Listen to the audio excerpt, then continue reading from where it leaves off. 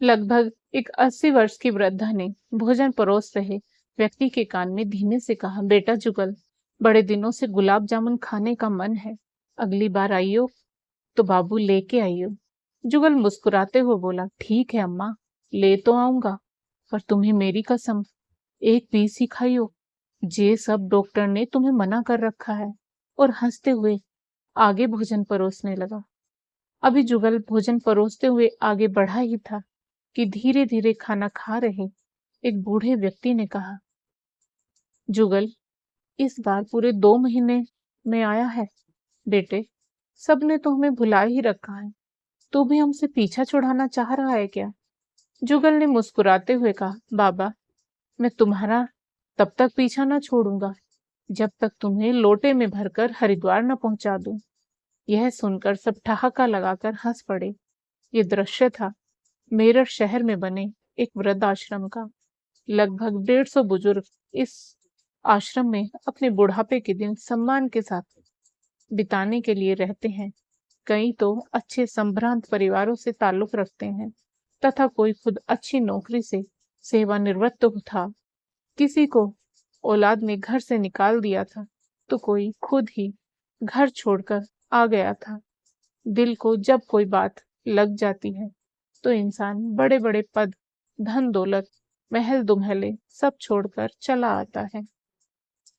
आपने सुना होगा कि फला व्यक्ति के इतने बच्चे हैं, फला के उतने, मगर यहाँ 150 व्यक्तियों की एक ही औलाद थी, जुगल।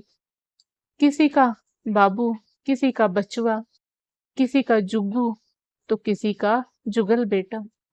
जुगल इस वृद्धाश्रम का मालिक नहीं है और न ही इसका मैनेजर है, लेकिन जब से यह वृद्धाश्रम बना है, महीने में 2 बार जरूर ही जुगल यहाँ आता है और अपना समय इन बुजुर्गों के साथ हंसते हंसाते व्यतीत करता है।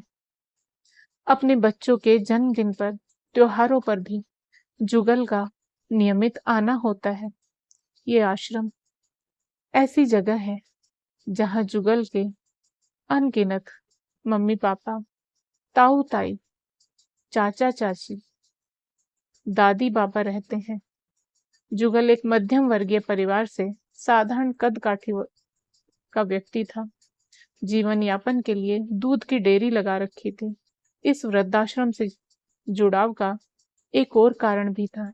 जुगल को विश्वास हो गया था कि जब से वह आश्रम में आने लगा है, उस पर ईश्वर की अनुकंपा बहुत अधिक बढ़ गई है।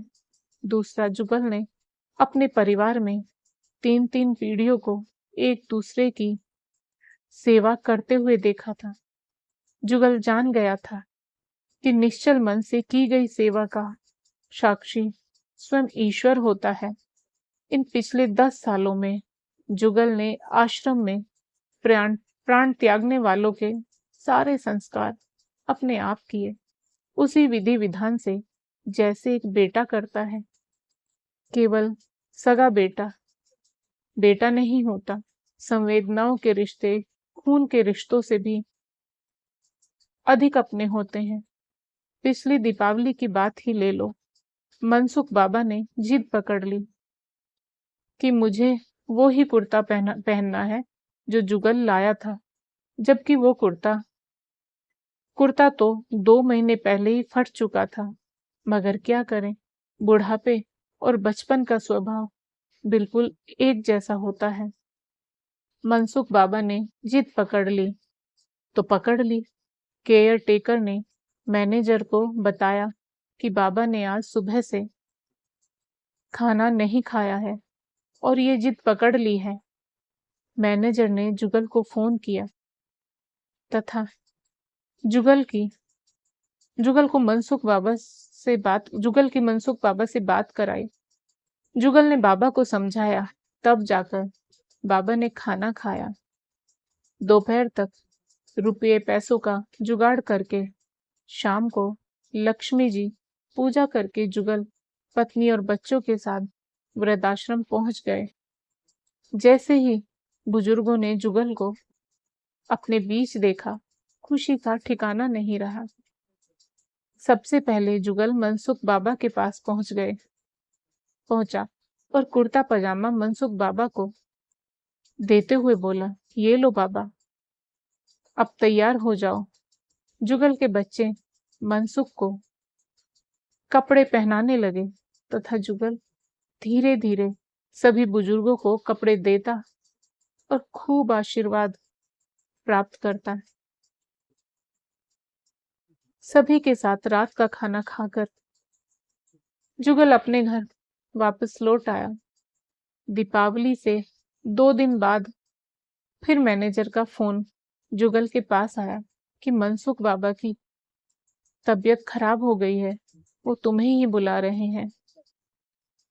थोड़ी देर बाद जुगल पहुंचा तो पता चला कि बाबा कुछ ही घंटों के मेहमान हैं। बाबा ने इशारा करके जुगल से अपना बैग खोलने के लिए कहा। जुगल ने बाबा का बैग खोलकर देखा तो एक मैली सी कतरन में कुछ बंधा हुआ था। बाबा ने उसे जुगल की जेब में रख दिया और एक लंबी सांस लेकर दुनिया को राम नाम सत्य कह दिया।